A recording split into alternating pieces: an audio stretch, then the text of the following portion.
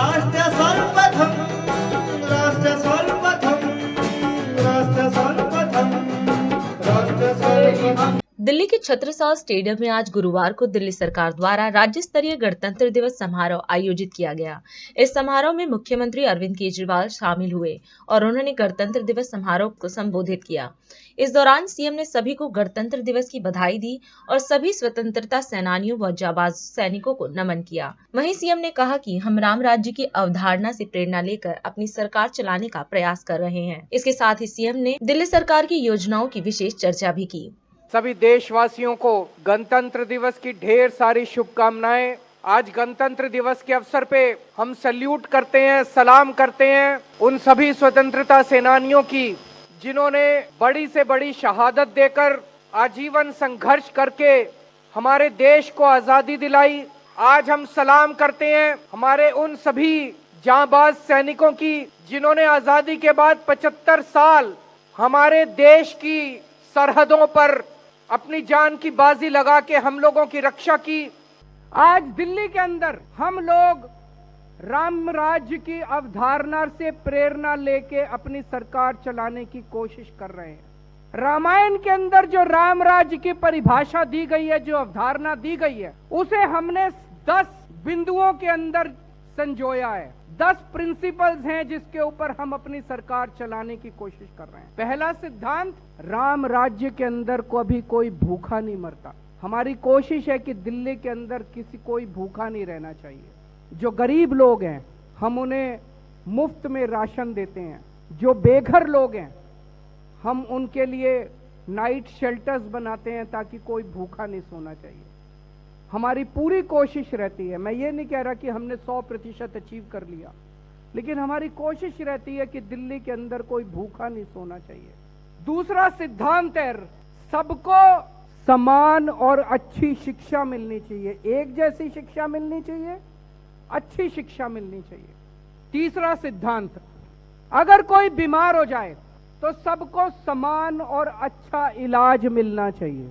पैसे के अभाव में किसी का इलाज रुकना नहीं चाहिए। पैसे के अभाव में, इलाज के अभाव में किसी की मौत नहीं होनी चाहिए। आज दिल्ली के अंदर सभी लोगों को, चाहे अमीर हो चाहे गरीब हो, समान और अच्छा इलाज मिलना चालू हुआ है। चौथा सिद्धांत, 24 घंटे बिजली आनी चाहिए।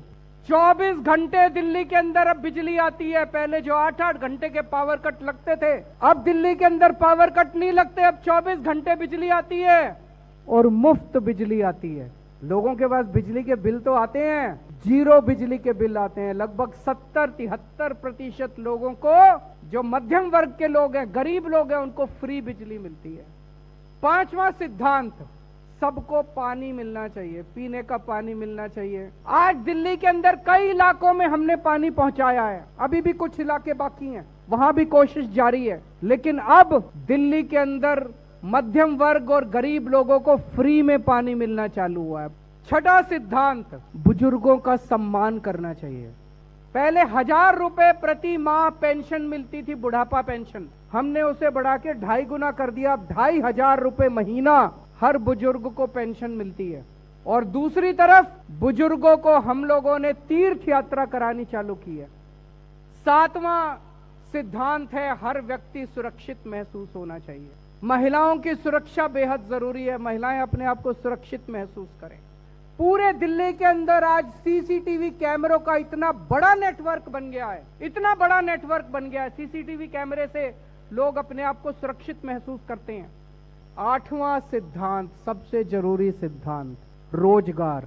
एक तरफ दिल्ली सरकार कई तरीके से कई लोगों को रोजगार दे रही है, सरकारी कई नौकरियां निकल रही हैं। हमने ढेरों मोहल्ला क्लिनिक खोले, उनमें लोगों को रोजगार मिला। हमने door step delivery of services किया, उसमें लोगों को रोजगार मिला। हमने ढेरों नए स्कूल खोले, उसमें युवाओं को रोजगार मिला। ढेरों रोजगार मेलों का आयोजन किया गया, जहाँ पे कंपनियों को बुलाया गया, युवाओं को बुलाया गया, वहां पे युवाओं को रोजगार मिला।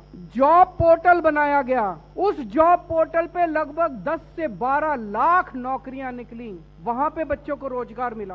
एक आकलन के मुताबिक पिछले 9 साल में लगभग 12 लाख युवाओं को दिल्ली के अंदर हमारे प्रयासों से रोजगार दिया जा चुका है। राम राज्य की अवधारणा का हमारा 9वां सिद्धांत, महंगाई।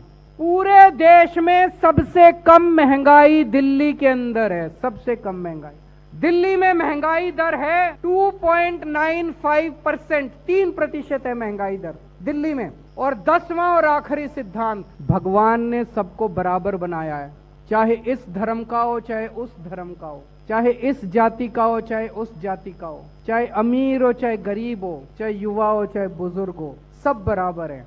हमें ऐसी शासन व्यवस्था कायम करनी है जिसमें सबको बराबरी से उसमें हिस्सा मिल सके, बराबरी के अवसर मिल सकें और सब लोग आपस में प्यार और मोहब्बत से रहें। हमें मेहनत से, ईमानदारी से, देशभक्ति से काम करना है, समाज के लिए काम करना है और साथ साथ भगवान राम की भक्ति करनी है। मुझे पूरा यकीन है कि अगर हम भगवान राम के बताए हुए रास्ते पे चलेंगे तो भारत को दुनिया का नंबर 1 देश बनाने से इस दुनिया की कोई ताकत नहीं रोक सकती।